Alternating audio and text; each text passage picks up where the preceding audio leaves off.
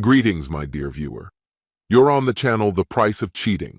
The channel is for those who appreciate traditional family values and condemn adultery. So be sure to subscribe to the channel. Let's get started. Let me make this clear from the start.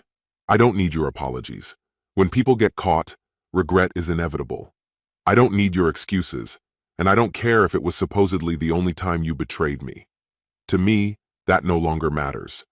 The only thing that matters is that you did it. You've destroyed our family.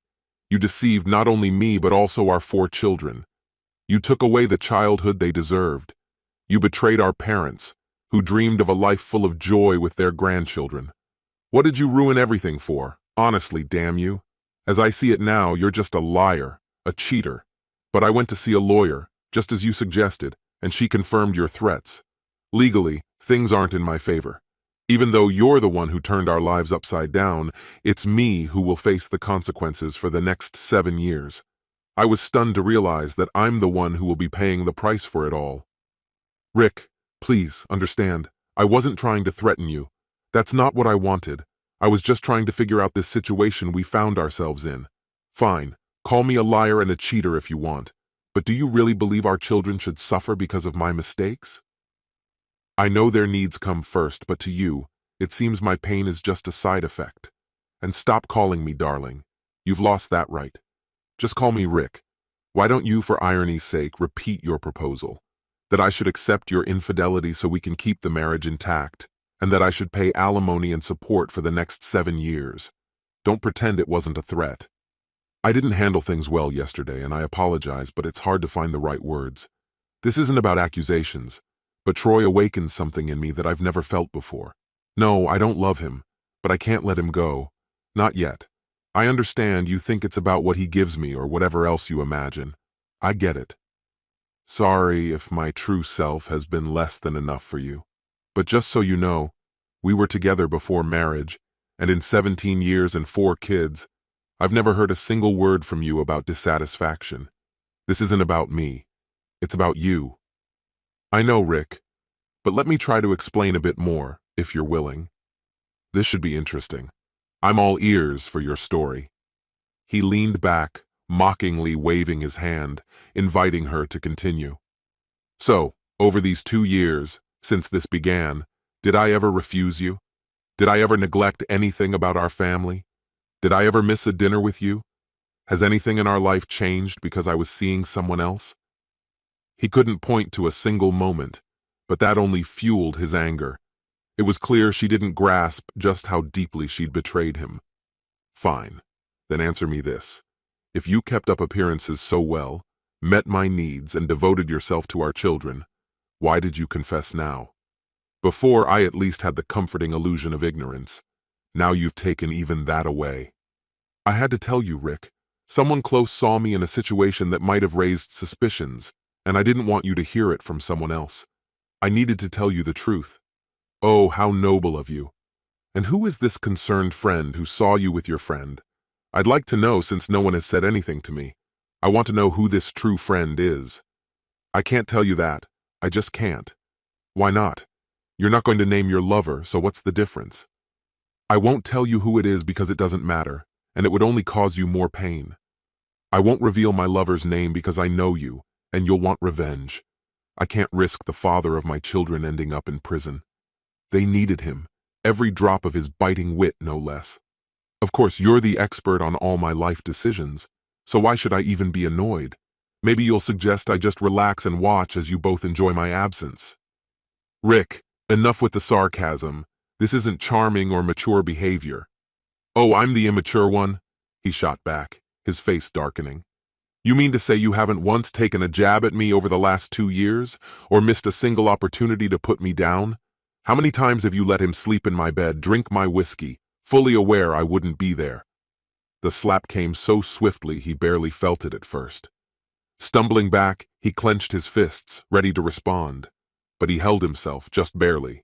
Instead, he rubbed his cheek, flexing his jaw as if testing it. The slap stunned him, not just from the blow, but from how close he was to returning it. Rick realized he needed to leave, to create some distance. Kat's face mirrored his shock. Her hands covered her mouth, her eyes welling up with tears. Everything was falling apart. This wasn't what she had wanted from this conversation. Collecting herself, she whispered an apology, reaching out to touch him. But he pulled away. "Rick, please. I'm so sorry. Can't you forgive me? Believe it or not, he's never once crossed the threshold of our home, and we never humiliated you. I separate my life with you from everything else. When I'm with you, he doesn't matter." Rick's reply was icy. "Oh, so when you're with him, we, the kids and I, disappear too, right?" Her voice softened, almost inaudibly. "Yes, Rick, but it was never meant to hurt you or cause you pain. Nothing like that happened." "Right. I guess now's the time I should do a paternity test for the kids, yeah?" She moved to slap him again, but this time he caught her wrist, his voice dangerously low. "Don't even think about it." He paused, drawing a deep breath to keep his composure. "I'm barely holding it together, and after everything you've done to me, you've lost the right to be surprised by anything I ask." "Fine," she said quietly, "but we need to find a way through this. This third person has nothing to do with us." "This parasite?" His voice was full of contempt. "He isn't who you think he is, Rick. He's a good man." "Right. A decent man who chases after married women. Maybe I should get tested too. Who knows who else he's seeing? What else he might be spreading? If that's what you need, then do it. For the record, we've both been tested regularly, for your peace of mind." "Good to know," Rick replied bitterly. "I'll conduct my own tests, thank you. And by the way, you were the one who insisted on protection for years after our youngest was born, right up to my vasectomy. What was your plan if he made you happy? Was that supposed to be my problem?" Kat stared at him, speechless. His fury said more than any words she could muster. "Listen to me, Rick. You're going to take care of this child as if it were your own. If you refuse, I'll make sure you lose everything you hold dear. Got it?" Her words weighed heavily on Rick's shoulders, but he replied with weary determination. "Do you really think I'll accept that future? No. This won't end that way." Kat's voice cut through the silence, her impatience clear. "Can we just try to find a solution like adults?" she said sharply. Rick's response was bitter and sharp. "So you want to settle everything so you can keep seeing your lover while I pretend our marriage still exists? I've had enough, Kat." Standing up abruptly, he added, "I'm leaving before I say or do something I'll regret. If you need to reach me, contact me through my parents." Rick gathered his things, pausing only to finish his thought. "I'll be staying with them until I decide what to do next. I'll consider what you said, but right now, divorce seems like the only way out. Stop demanding more discussions. You've made your intentions abundantly clear." He moved back to his parents' house, feeling a strange but familiar sense of nostalgia. As their only child, he always had mixed feelings about returning home, and this visit was no exception. He stayed with them for nearly 3 weeks, feeling as if his life had been turned upside down. Rick told his parents everything, about the confrontation with Kat, the shattering of his illusions. His father was unfailingly supportive, refraining from giving advice but standing firmly by his side. His mother, however, took a different approach. "Ricky," she said, using the nickname she never abandoned, "it can't be as terrible as you're making it sound. You have 4 wonderful children who need their father. You and Kat can work this out. I know she still loves you, Ricky." Rick tried to explain his position to her. "Mom, do you even understand? She's seeing someone else and expects me to put up with it." But his mother was resolute. "Ricky, divorce is too drastic for a temporary problem. In a few months, this person will mean nothing to her. She'll remember the life you built together." Despite his attempts to explain, she continued to insist day after day, sometimes with tears, other times with rare disappointment. "You're breaking my heart, Ricky. We didn't raise you like this." Then she said words that hurt him the most. Though she apologized immediately, the effect lingered. "If you don't go back to Kat and try to make things work, I don't think I'll ever be able to forgive you."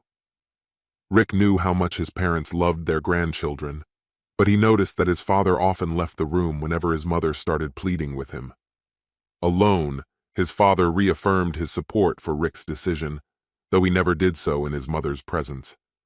In the end, Rick reluctantly decided that staying with Kat might be the only solution, limited as it seemed. Feeling trapped in a cage from which he could see freedom but couldn't reach it, he chose what seemed like the lesser of two tragic paths. When he returned home, he spoke to Kat in a firm voice. "I've decided to stay, but I'm doing it for the children. I don't want them growing up in a broken home. I know if I leave, you'll quickly find someone else, and I won't put our kids through that." He paused, then continued, "But understand this, I'll stay only until Amanda turns 18. After that, I'm gone.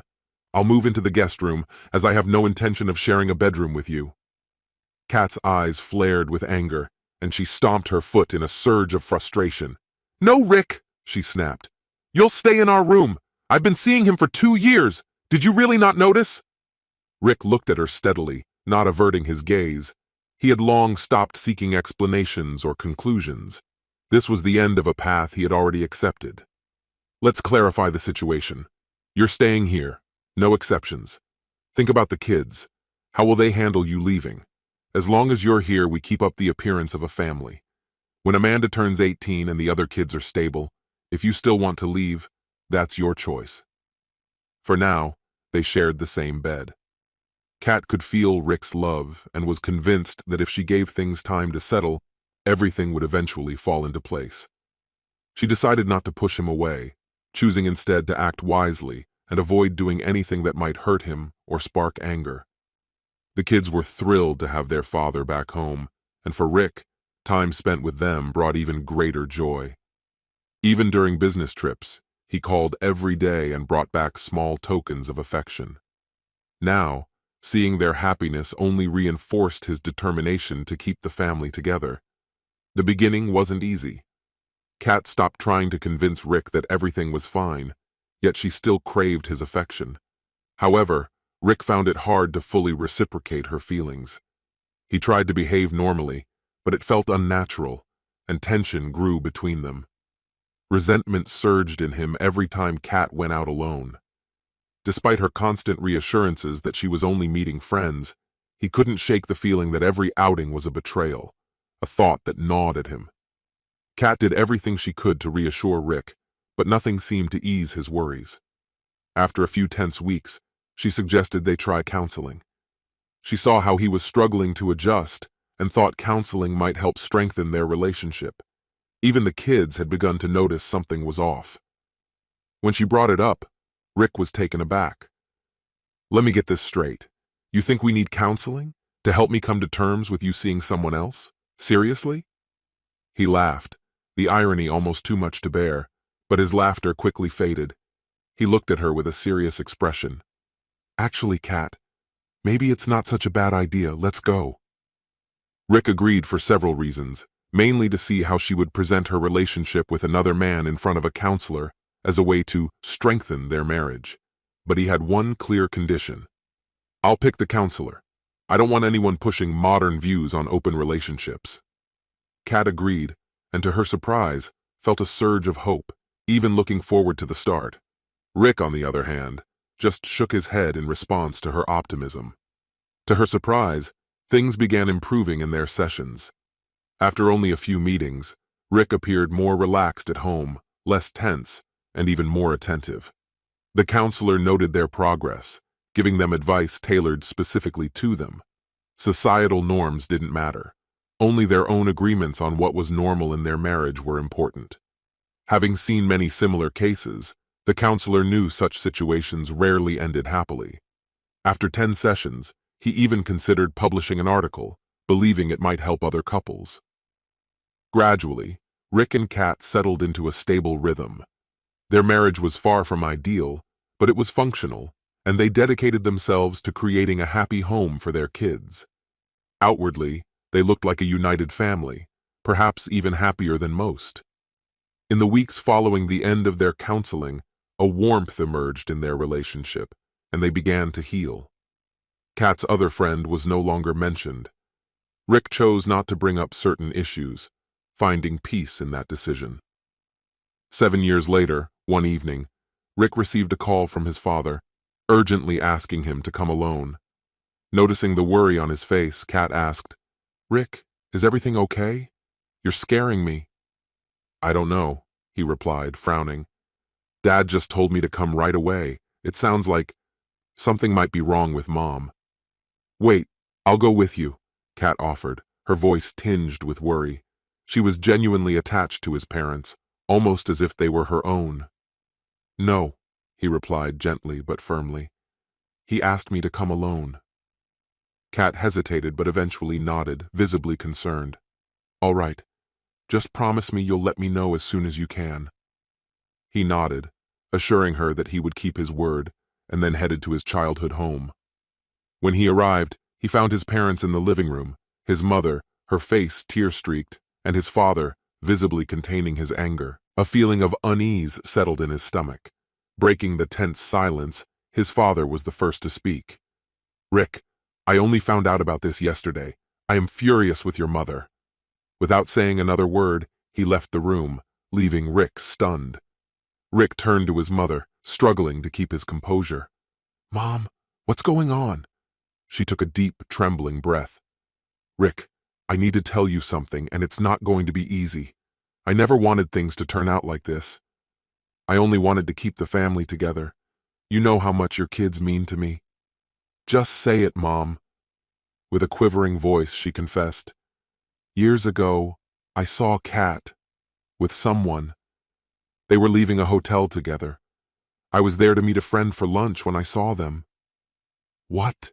he whispered, barely able to process the shock. "You saw this and never told me? How could you keep this from me?" Her eyes filled with regret. "The kids were so young, Rick. They needed you both. I thought it would be better this way."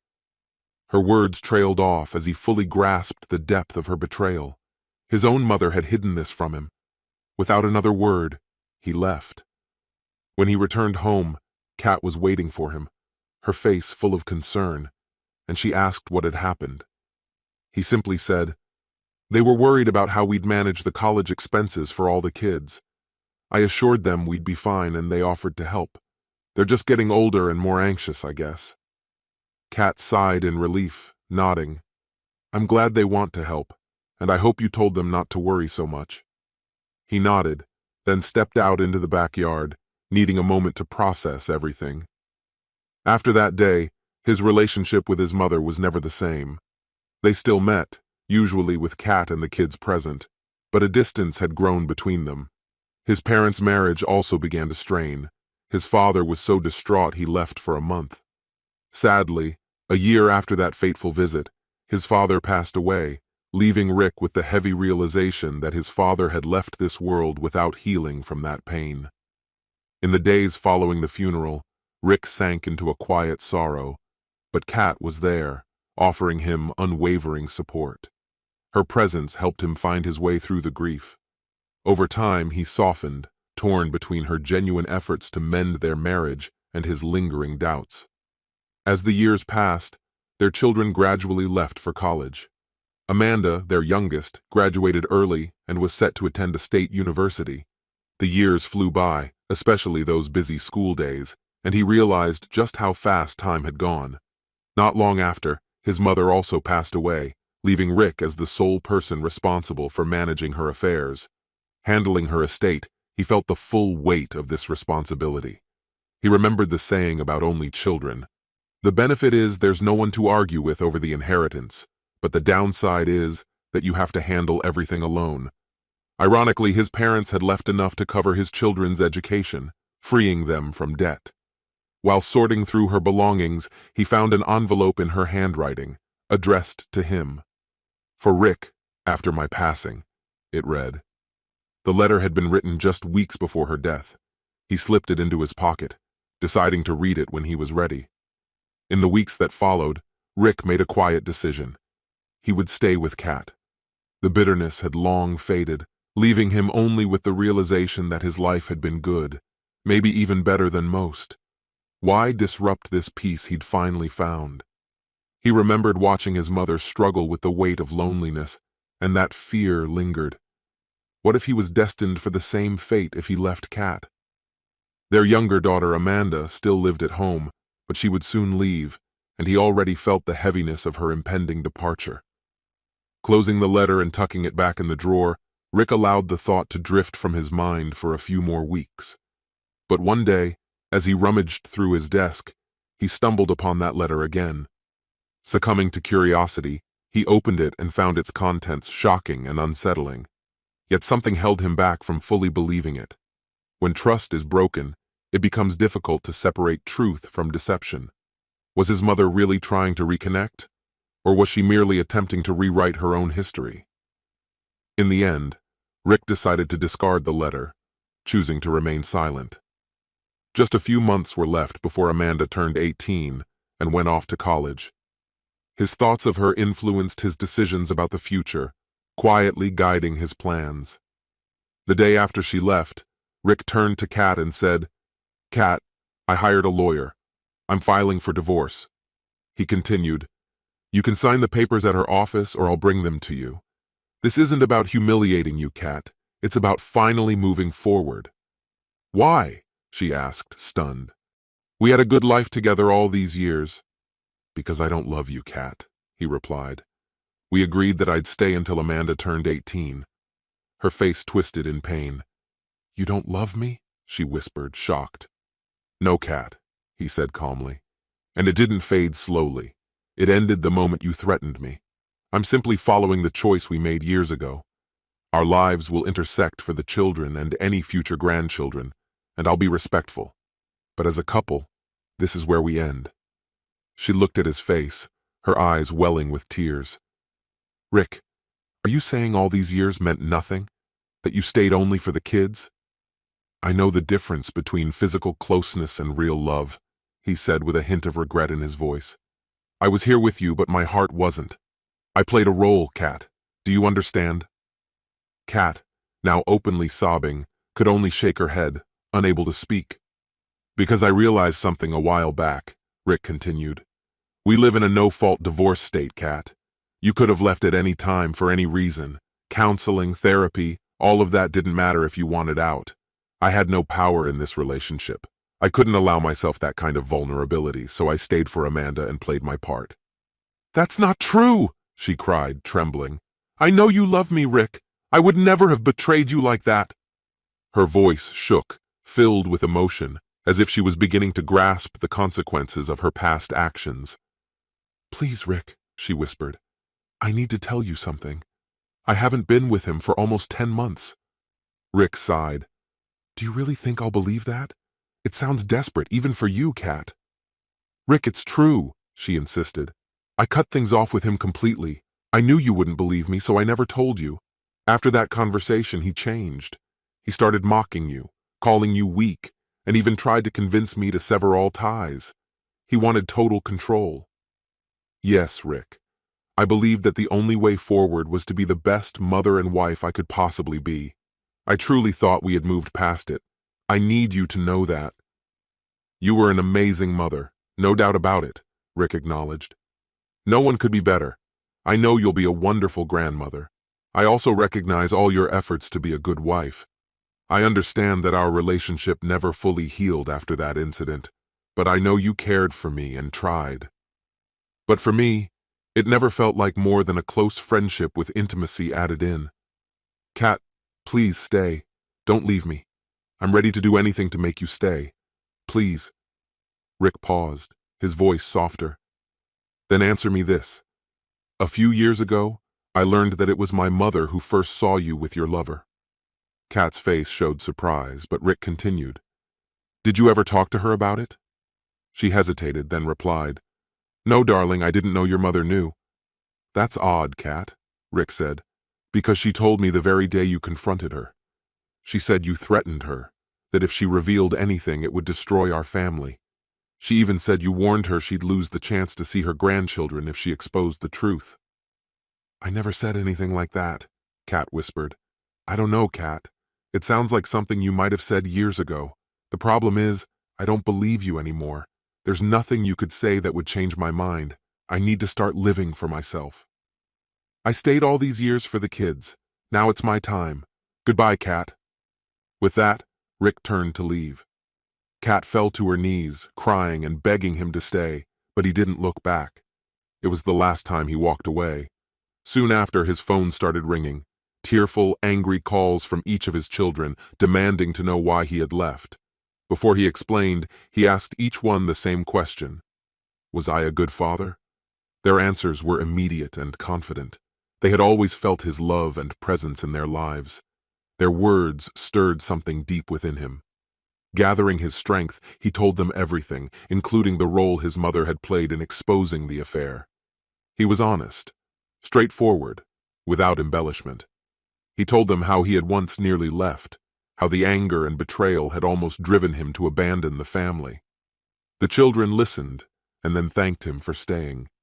They continued to maintain a relationship with their mother, though forever altered. Rick never spoke to Kat again. They didn't even meet at their children's weddings. As knowing the truth about their mother, they ended all contact with her. She was left alone, unwanted by anyone. She had led a double life, and now she remained completely isolated. This concludes the story. If you like it, then put your powerful like and subscribe to the channel. Greetings, my dear viewer.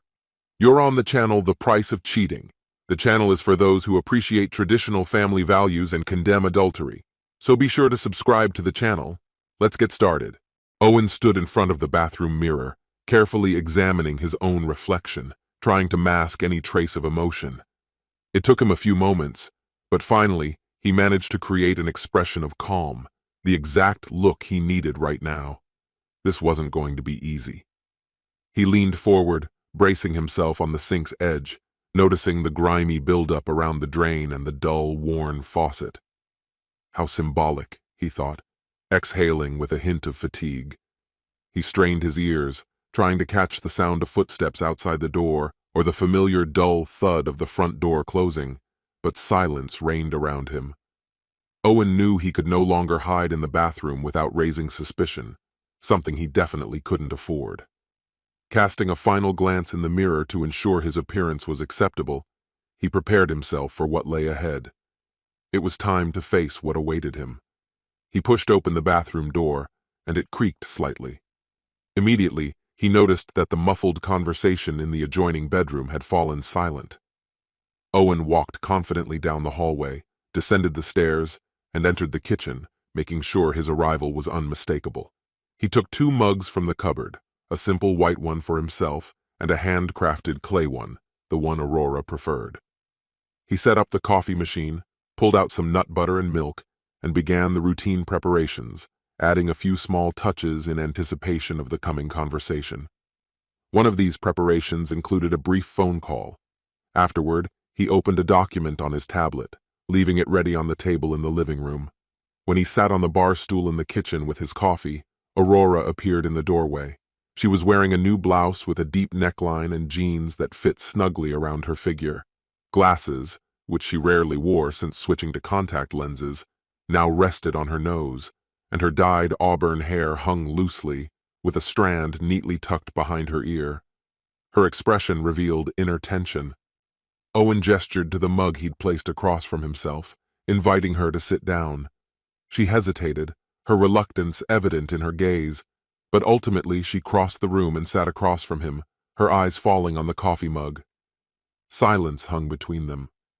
After a few moments, Aurora lifted her gaze, expecting him to speak first, but he simply held her gaze, remaining still. Finally, she asked, "What happens now?" She straightened slightly. "Now?" Owen replied in a restrained voice. "I think this is it, isn't it?" Aurora closed her eyes for a second and exhaled heavily. "I don't want it to end like this," she said softly. Owen gave a barely perceptible nod. "I'm sure you don't, but after today, after all of this, I'm not even angry, Aurora, just tired."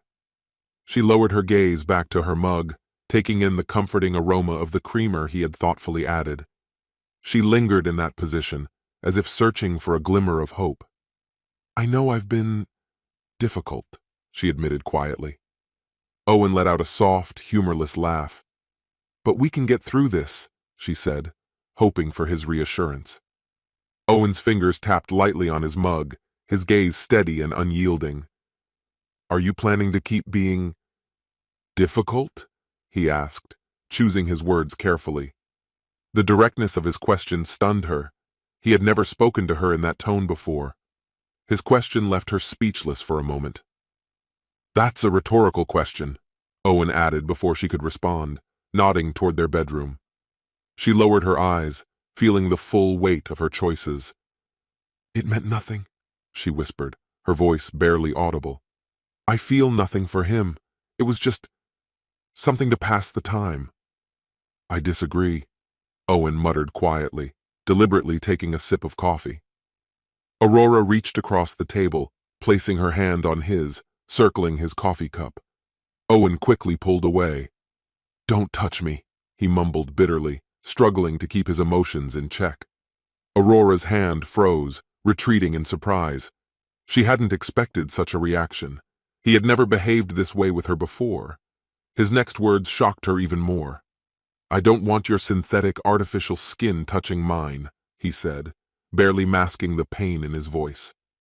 Aurora looked at him, unable to grasp why the man she thought of as loving, sensitive, and brilliant was now avoiding her touch. He had never spoken to her in such a tone.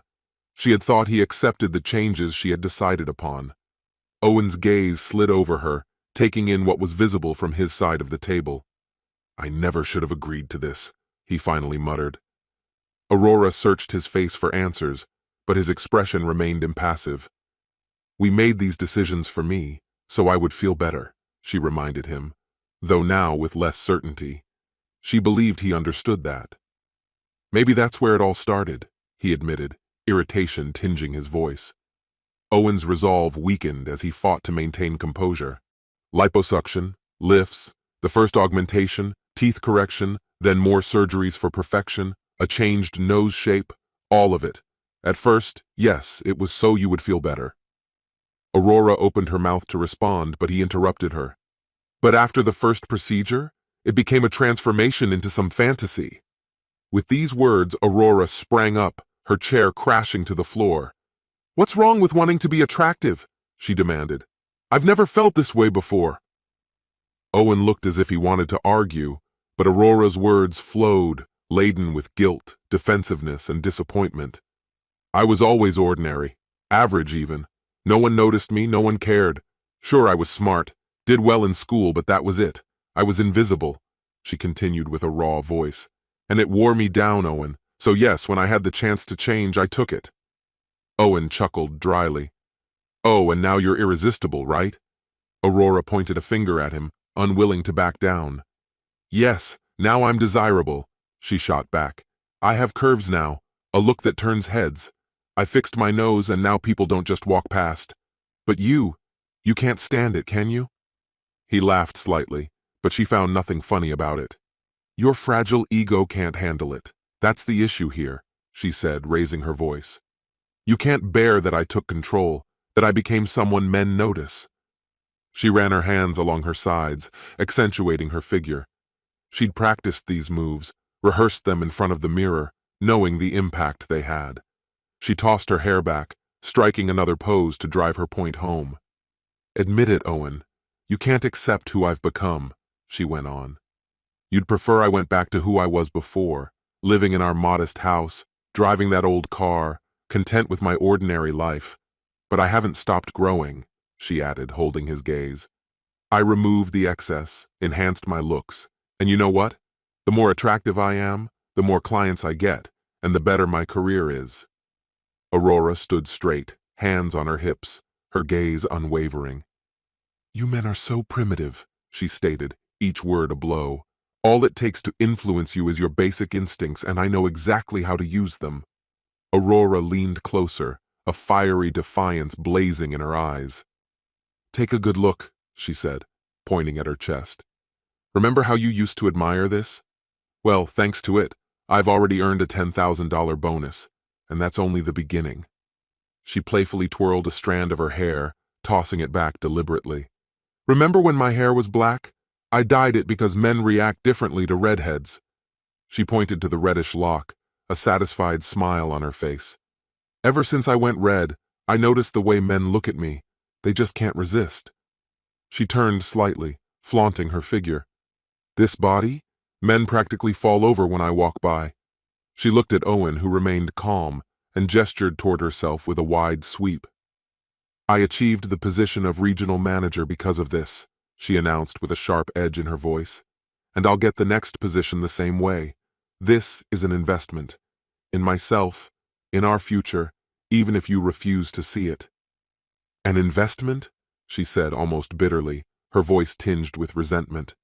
"I'm using male stupidity because I'm tired of being invisible. If you can't accept that, then leave. If you can, get used to it." Owen raised an eyebrow, his voice steady but quiet. "Should I leave, then?" "If you're too weak to handle it, then yes, leave," she snapped back. "Come back when you've changed your attitude. Until then, I'm not putting up with this nonsense." But Owen simply lifted his cup, took a sip, and replied softly, "No." Aurora's expression hardened, and she leaned closer, raising her voice. "No? What does that mean?" He took another calm sip. Her face darkened with irritation as she stormed toward the bar, throwing a hostile glare his way. "If you're staying, then you're following my rules," she declared firmly. "I won't tolerate your attitude, Owen. Adapt or leave." But his answer remained the same. "No." Anger flared in her eyes. "You still don't understand, do you?" "Not at all," he replied, unmoved. Her gaze turned icy, but he, seemingly unfazed, took another sip. "Fine," she spat through clenched teeth, her voice laced with contempt. "Then I'll go upstairs and sleep with a man in our bedroom. He'll help me secure the next promotion and an extra 20,000 a year. More clients, more bonuses." She sneered as Owen shook his head slightly, hiding a storm of emotions behind a composed exterior. "You have no say, Owen," she warned. "If you want to stay with me, you'll have to accept the way things are now." But his response was resolute. "I don't want any of this, Aurora. It's over. I'm leaving." Aurora laughed bitterly. "You think you can just decide like that?" Owen leaned forward, calm and collected. "Actually, yes. Watch." He took a deep breath and shouted toward the bedroom. "Hey, Vice President, this is my house! Get out!" "He's staying," Aurora blurted, pointing at Owen with a threatening tone. But he remained unperturbed, resting his elbows on the counter and looking at her with a cold, steady gaze. "Stay, Eric," she called toward the bedroom. Owen ignored her, calmly lifting his mug and taking another sip. Her eyes were filled with fury, gradually giving way to panic and confusion. Finally, her tone softened a little, though anger still edged her voice. "Owen," she said, trying to catch his gaze, "does it really have to end like this?"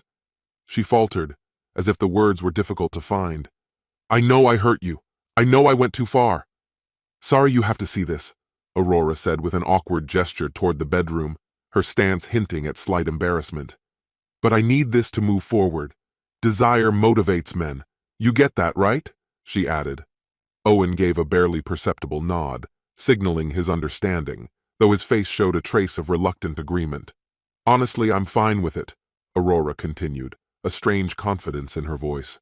"Finally, I'm being noticed. If this makes me feel better and helps me get ahead, why not?" she pondered aloud. "Maybe because you were once my wife," Owen responded quietly. "But I'm still your wife," Aurora retorted sharply. "This man means nothing to me. He's just a tool, a step toward what I want. Although maybe there's something more here," she admitted after a brief pause. "I can't keep waiting for you," Owen said, leaning back with a gesture that conveyed weary resolve. "I know what it's like to feel invisible," he admitted. "I'm not special, just an ordinary man, and sometimes that hurts." Aurora crossed her arms, choosing to listen in silence. "I paid for your first liposuction, and the second, the surgeries for your breasts, hair, even your buttocks," Owen listed, his tone calm. "All of this," he said, motioning along her figure, "I paid for because I loved you and believed in you. When you started changing after the first surgery, I kept quiet, understanding it was a big shift for you. But looking back, I think my mistake was being too patient." He sighed, a flicker of sadness crossing his face. "You've become difficult, Aurora." Aurora scoffed dismissively, but Owen continued. "Remember Thanksgiving when you ridiculed your sister? Your words were harsh. She used to be so much like you. She didn't deserve it. And when your mom tried to intervene, you brushed her off. Sure, you stopped insulting your sister that day, but you ignored her entirely and never apologized. Not my problem, Aurora replied coldly. No, it's a family matter, Owen countered. You hurt your sister, upset your parents, and this has become a pattern. Have you noticed how seldom they speak to you now? He hesitated. Your brother uses colorful language when he talks about you to me, and I stopped defending you. It was around the time you started using your appearance to make me feel less in the bedroom.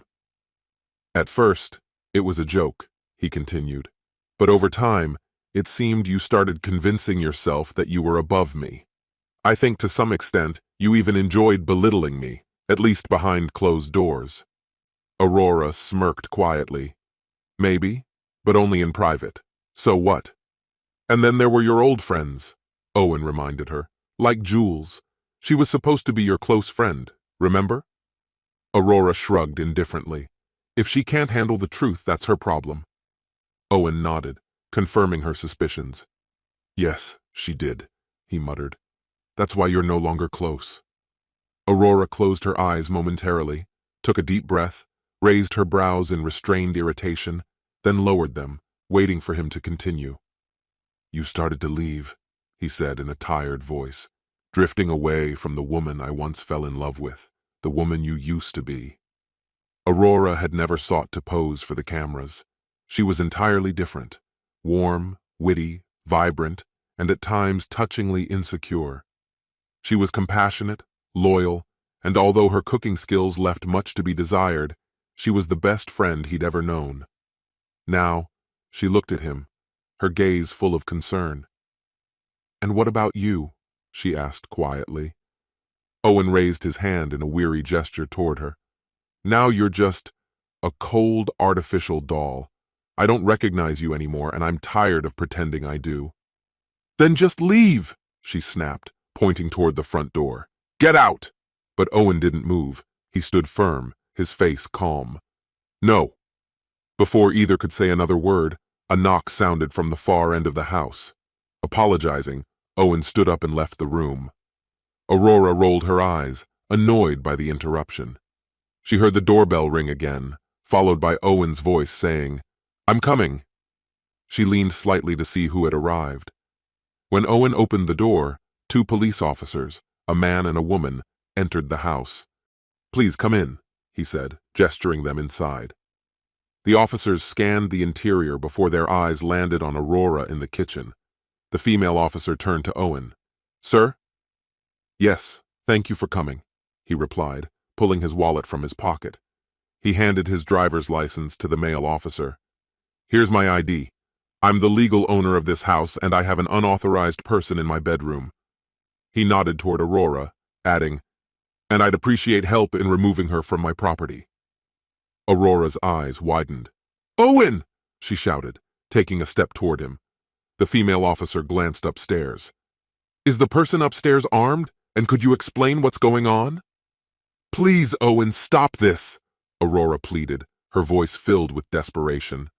Owen stepped back, maneuvering around both the officers and Aurora. He went to the coffee table, picked up a tablet, and tapped something on it.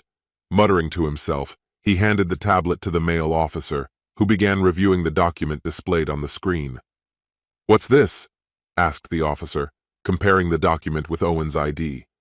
After a moment, he nodded and returned the tablet. All right, you are the property owner. Aurora's face contorted with anger and a trace of fear. Her voice trembled. Owen, what are you doing? She realized that control over the situation was slipping away from her. Owen's voice cut through the silence. I caught my wife in our bed with her boss doing something they shouldn't have been, he said dryly. I told him he was here illegally, but he refused to leave. I want him removed, and I'm filing a report against him. Aurora's jaw dropped. Owen! She exclaimed in shock. The female officer muttered something about not enjoying family disputes. Officers! Aurora interjected, her tone irritated as she glanced from the officers to her husband. I invited him. He wasn't trespassing. The male officer shifted uncomfortably. Ma'am, according to recent protocols, If a family member claims someone is trespassing, we're required to remove them. He shrugged. If they don't comply, it's... Did you clearly tell him to leave? The female officer asked Owen. Yes, he answered firmly. I shouted it from the stairs. The door was locked. I wanted to avoid a confrontation. He tapped his breast pocket. And I have it recorded, he said, nodding toward his phone.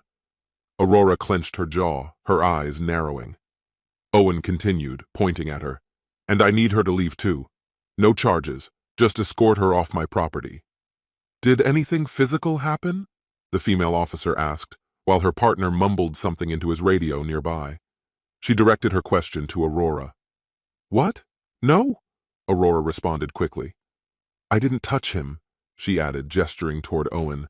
The officer clarified, I meant, did he hit you? She cast a quick glance at Owen. But it seems not. The male officer turned to Owen. Sir, could you show me the bedroom? His voice was calm. My partner will stay here with her, he explained, motioning for Owen to lead the way. Owen nodded, brushing past the two women as he headed upstairs. Ma'am, would you stay here with me? The female officer addressed Aurora, focusing her gaze on her. But, Aurora murmured, keeping her eyes fixed on her husband and the officer disappearing upstairs. This isn't right, she whispered, feeling a wave of anxiety. The officer's expression softened. I understand, she replied gently. About 5 minutes later, the male officer's voice echoed from downstairs. All clear.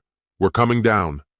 As they began descending, a man appeared at the bottom of the staircase. It was Chief Ronnie, his pants hastily buttoned, belt dangling open, and shirt absent. Disheveled and visibly irritated, he passed by Aurora, barely glancing at her, and walked out without a word. One of the officers followed, carrying Ronnie's coat, tie, shirt, and shoes, simultaneously fastening handcuffs around his wrists. As he passed, the male officer nodded at his partner. I'll give her time to gather her belongings, the female officer said, looking back at Aurora. Owen stood nearby, observing the scene with a grim expression. Aurora turned to him, her voice pleading. Owen, don't do this. It's too late, he replied, his voice weary. I no longer feel safe here. I can't stay in a house filled with secrecy and strangers. You've changed, Aurora. Your character, your actions. You need to leave. Gather your things. We'll handle the legal matters later. He spoke slowly, as though ensuring each word was crystal clear. He knew he might need to recall this moment later. Owen, please, Aurora whispered, reaching out. We can still fix this. We tried, Aurora. We tried for a long time. His voice sounded resigned. Memories flickered in his eyes. It's over. This is final. He turned to the officer. Can she gather her things? Aurora felt a chill wash over her. The situation had become unmistakably clear. The officer nodded. Of course, there's a car in the garage. She can take it. She looked at Aurora. Come on, dear, she said gently. We'll collect your things. Aurora followed her as if in a trance. As she climbed the stairs, Owen took out his phone and discreetly stopped the recording. He quickly uploaded the file and sent it to his attorney, family, and her relatives to ensure it would all be preserved. Everything was finished in a matter of minutes. His attorney advised against notifying her workplace about what had happened, to avoid complications in case the divorce became contentious. Owen agreed, at least for now, allowing her to keep her job. When Aurora returned, their eyes met. Desperation was in hers. Owen, please, we can still fix this, she whispered. He put his phone away, turning off the recording. I already tried, Aurora, he replied quietly. I talked to you about the changes, about who you'd become. I tried for months. At first, you listened, then you stopped. After I saw you with the boss at that corporate event a couple of weeks ago, I realized I had to stop too. I could no longer ignore it. Owen, you know what I told you, she insisted, her voice trembling. Please, remember what I said. Remember? He murmured, barely audible. How many times, Aurora? Do you remember? Come along, the officer commanded, her stance unwavering as she grabbed one of Aurora's suitcases. Aurora, her face clouded with uncertainty, clutched her bags tightly and, looking utterly lost, followed the officer toward the garage. Owen remained in place, sensing something was still unsettled in the moment. He listened, the muffled sound of the garage door lifting, the quiet hum of a car pulling inside, and finally, the click of the door closing. Only then did he exhale, allowing a faint hint of relief to break through the tension. He sank onto the couch with a heavy sigh, feeling the pain of losing the woman his wife once had been, hoping that somehow she might find her way back to herself. In the kitchen, an abandoned cup of coffee sat on the counter, long since cold. 20 years of marriage, 20 years of life. All of it wasted. He had dreamed of a big family, of children. But once he had invested a substantial sum in her appearance, she transformed into something like a model and changed as a person. He didn't regret the money he had spent on this woman. He regretted the 20 years that had left nothing behind. After this marriage, she had nothing left but her beautiful appearance. This concludes the story. If you like it, then put your powerful like and subscribe to the channel. Greetings, my dear viewer. You're on the channel The Price of Cheating. The channel is for those who appreciate traditional family values and condemn adultery. So be sure to subscribe to the channel. Let's get started. When the time came and we could finally afford it, Lucy and I, by the way, I'm Anthony, chose a new home. A small cul-de-sac with only 10 houses arranged in the typically English style. Even-numbered houses on the left, odd-numbered on the right. Our house, number 9, is at the end of the left row. Our backyard slopes gently down to a narrow fence by the river, leaving just a small strip of land between the property and the water. Not ideal for families with young children, but we didn't mind since it was just Lucy and me. Directly across from us, house number 10 was up for sale. Its price was slightly lower than ours, likely because of a smaller backyard, but I was already set on house number 9. 9 is my lucky number, and I wasn't about to change my mind. The house needed some updates, but luckily the costly wiring replacement had already been done. I had just secured 2 new contracts, so finances were a bit easier. Since I mostly work from home, only occasionally going out for meetings, I could easily manage repairs in between. As winter set in, Lucy and I started gradually updating parts of the house, even planning to install underfloor heating. I handled nearly all the work myself, except for the plumbing, while Lucy took on the painting, creating a beautiful mural on the living room wall that became more popular than the television. One frosty morning in December, Lucy was running late. I grabbed her car keys and poured warm, but not too hot, water from the kettle to help defrost her car windows. I poured the water on the windshield, started the engine, turned on the heater, and scraped the glass clear. It amused me that her commute was exactly 9 miles, and that morning, the odometer read 9,018 miles. I usually don't pay attention to these things, but the appearance of so many 9s caught my eye. I thought to myself that by the end of the day, it would show 9,036. Maybe it's my tendency toward precision, but I somehow wanted to check. "Thanks for getting the car ready," Lucy smiled. "What are you planning to do today?" "I've been meaning to clean out the closet under the stairs," I replied. "Not sure what to do with it. Maybe just repaint it." "Good luck," she teased. "And if you have time, could you pick up a Christmas tree? We'll decorate it this weekend." Once she'd left, I poured myself another coffee and opened the door to the closet under the stairs. It was a typical space, sloping down at the back in line with the staircase above. The angled panel came down at a 45-degree angle, reaching the floor near the 3rd step.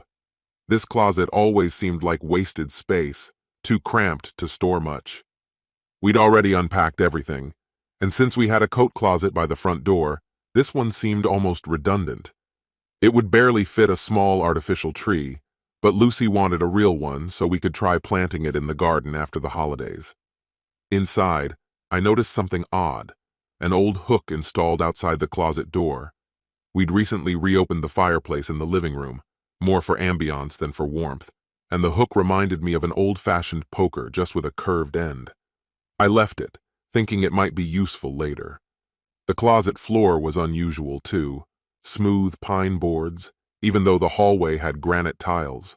An old rug lay on the floor, probably left by the previous owners. It felt odd to see a rug in such a cramped space. Finally, I noticed a small metal pin mounted in the upper part of the sloped panel, about the size of a 50-pence coin. Intrigued, I reached for the hook, accidentally spilling my coffee in the process. Startled, I dropped the hook. Damn!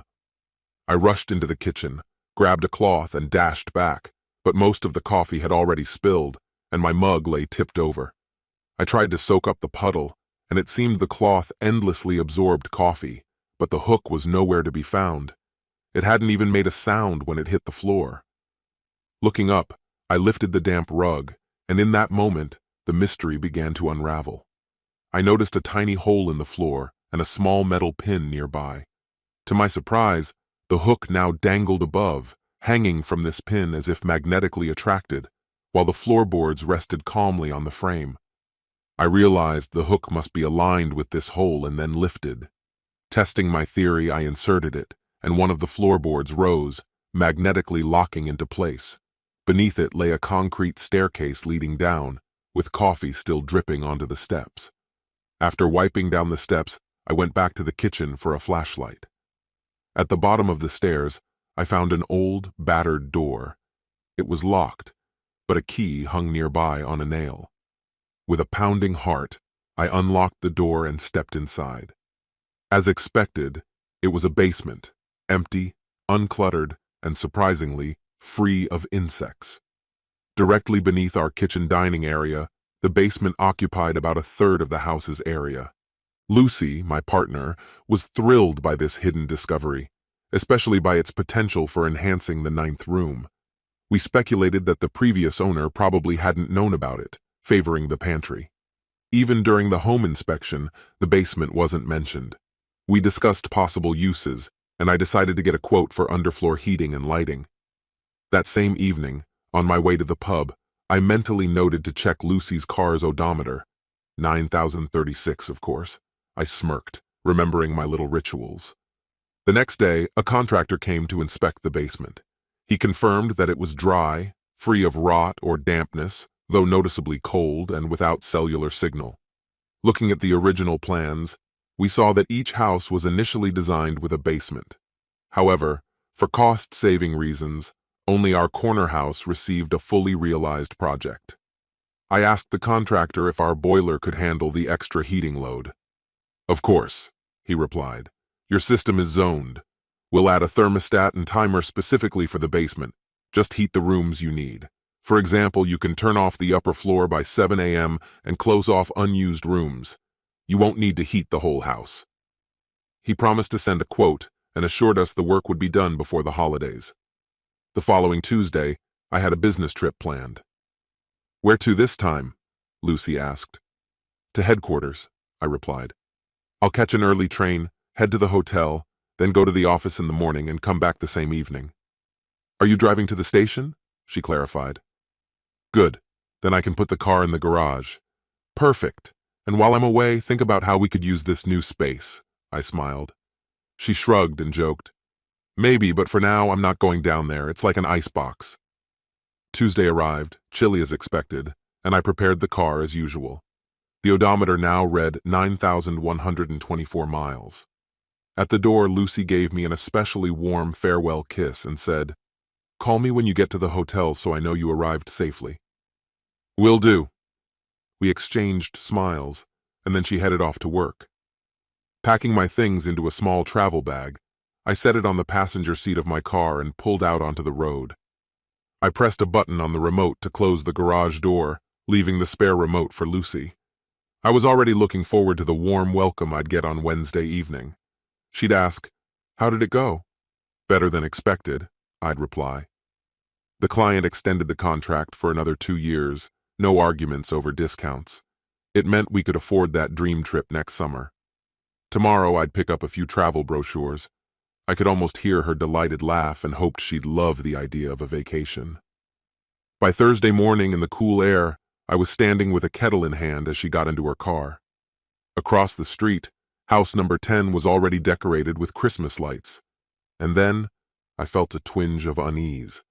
The odometer should have shown the mileage for 4 9-mile trips, roughly 9,160 miles. maybe a bit more if she'd run errands, but the display read 9,142 miles. Only 2 trips. Maybe someone gave her a lift yesterday? I knew she was at work since I called her work number. Were there any issues with the car while I was gone? I asked. No, she replied, slightly surprised. Why? Oh, I thought I heard some noise when you left. Must be the cold. I shrugged. No, everything was fine all week, she answered, perfectly calm. Was I overthinking things? Or not? Sitting in the office, I kept returning to suspicions I couldn't shake. Had she stayed somewhere overnight? Could there be someone else? I found an app that let me track her phone. Later that evening, I took her phone, connected it to the computer, and installed the app in just a couple of minutes. Setting her phone back on the charger, I knew I could now receive her messages, monitor her calls, and even check her location, all from my phone or computer. When she fell asleep, I opened her location history. Records showed she had indeed gone to work on Tuesday, but she hadn't come home afterward. Instead, her phone had moved to another part of the city and stayed there all night, while her car remained at her workplace. The odometer only showed 18 miles. Most likely she stayed with someone, a conscious choice, as she hadn't even come home for clothes. Perhaps she had packed a bag in advance. Maybe it was innocent, just a gathering at a friend's. But if so, why lie about the car's location? She knew I'd be away that night, and if it was a romance, why not meet at our home? I tried to find an innocent explanation. On Sunday, while she was occupied, I checked her messages. What I found shattered my last hopes of her innocence. She was having an affair with her boss and had spent the night at his place. I'd met him a few times. A heavy-set, balding man who never seemed like a threat. But he was aiming for a promotion to director next year, which meant he'd need a personal assistant. He could either hire someone new or promote Lucy. Perhaps spending the night together was her way to increase her chances. Her messages revealed she avoided bringing him to our home, especially to our bedroom, out of fear that I might return unexpectedly. If I did show up, she had an excuse ready, a supposedly innocent night at a friend's. Then her phone rang. I heard him say, "Lucy, I won't be coming in tomorrow. I think I've caught the flu." Here's the English translation of your text. I sincerely hope that everything that happened isn't connected to me. Of course, that's possible. By Tuesday evening, I noticed I had a runny nose. We'll just have to be more careful, right? But why, exactly? After all, a regular cold doesn't necessarily hint at something suspicious. True, that's right. Still, this morning, Anthony was asking about my car. It might mean nothing, just my imagination playing tricks on me. Since your garage has a separate entrance, the neighbors wouldn't notice if your car left overnight. Yes, you're probably right. I'm likely just overthinking it. Take a look at this. He admitted that he wasn't very tech-savvy, but suggested installing an app like Find My Phone to track me. That might work. I'd feel more at ease knowing where it is at all times. I'm not very good with technology myself, but I could probably find someone to help set it up. Smart idea, but I made the first move. I acted normally throughout the following week, and her phone stayed silent. Naturally, I couldn't know what was happening when they were at work. From what I understood, they only met when I was out of town. We improved the basement heating and started preparing for the holidays. Gifts, a large TV, and a DVD player. Lucy and I sometimes watch movies together. We finished setting up with 2 sofas and a coffee table. This year, there was no need to put a tree upstairs. A live tree stood in the living room, and a bright artificial one was downstairs. We also replaced the basement door with a sturdy metal one installed in a steel frame. I told her that for now the door would open outward and that we'd change it in January. By Friday evening, everything was ready, and Lucy asked why we needed a metal door. Why metal? It's stronger and better suited for the house. It supports the floor above. Got it, she replied, though she knew it was just an excuse. Plus, it opens outward and has a lock. If we forget the key, we'll be locked out. It even has a mailbox, though it's an unusual size, so the contractor will need to make some adjustments. I wanted the room ready for Christmas, so he temporarily allowed us to use the old entry door, even though he accidentally installed it backward. It's not a big issue. We'll replace it in January. Lucy looked a little doubtful. Don't worry, we have a spare key. Each of us will have one on our keyring, and I hung a third on a hook by the basement door. This one stays put, it's only for emergencies. All right, that works. I like the soft lighting. Very cozy. I think so too. The curtains at the far end add warmth, and with the Christmas tree glowing in front of them, it almost looks like there's a window there. I ordered 2 rugs. They'll arrive in January, but the room is ready to use. I've noticed, it's truly cozy here. By the way, I'm leaving on another business trip on Tuesday, so could you check occasionally to keep the temperature stable? I leave the heating on at night to let the plaster and paint set. No problem. This potential deal could be my biggest yet. If everything works out, we could take a vacation for 3 or 4 weeks next summer. Wow, I think I could persuade my boss? Yes, I have a plan. Just one more thing left to do. As Christmas approached, I decided it was time to go visit my mom. It had been quite a while since we'd spent any real time together, and now seemed like the perfect opportunity. While I'm there, we're going to take care of a few home updates, replace the carpets, and add some cozy cushions. Once everything's set up, we'll be able to relax with a movie on the new couches and really feel at home. I'm really looking forward to it. Though, there had always been a bit of tension between my mom and Lucy. It's funny, Mom often referred to Lucy as the issue. I thought it was just her protective nature, the classic, no one's good enough for my son mindset. But now I'm beginning to wonder if maybe she saw something I missed. Either way, it'll be nice to spend some time with Mom before the holiday rush, especially since I don't have any work commitments and definitely no plans to rush back. Later that evening, when Lucy stepped outside to the car for something, I glanced at my computer. Tuesday night at my place? She suggested. Her idea was to break in the new couches in the basement. Did you finish all the work at your place? He asked. Everything except the carpets, she replied. So, finally done with the finishing touches? He teased her. She laughed, saying everything had gone smoothly this time, and adding, Now, there won't be any issues, but it's still better not to do this in our bed. Turns out Anthony will be out on a trip on Tuesday, so I doubt he'll come back unexpectedly. Tuesday works, she agreed, adding that she'd have a small Christmas gift for him, one he could only unwrap with his teeth. Sounds great, just don't park by the office, he said. After work, I'll pick you up at your place. Leave your car there, hop into mine, and I'll drive us straight into the garage. No one will notice a thing. He planned to stay over and take her back the next morning. And how long will your husband be away? He asked. Probably a couple of days. Maybe through the weekend, she replied with a smile, noting that I'd gone off to visit my dear mother. So, does that mean I'll see you more than once? He dared to suggest. She laughed and said, I want to be completely satisfied before Christmas. Believe me, after that gift, I might need a couple of days to recover. He added that he'd be more than happy to help with anything she needed, along with a raise. There are 2 pay grades, right? Just pick the higher one. I've got the experience to justify it. I checked and saw that I can approve the higher rate, but only if you meet the final experience mark. What's that? She asked, slightly puzzled. I thought we'd already crossed everything off the list. That Saturday, I stopped by my friend Dylan's. Dylan's a tech expert, but often short on cash. Confirming my suspicion that my phone had tracking software, I offered him a deal. You've got a bit of free time and you're always up for a side job. Cash payment, as usual. He smirked. Perfect timing. I'm broke, so any job works. Within reason. No crimes required, I assured him, though he raised an eyebrow. Here's the plan. On Tuesday morning, you'll pick me up and drop me off at the train station.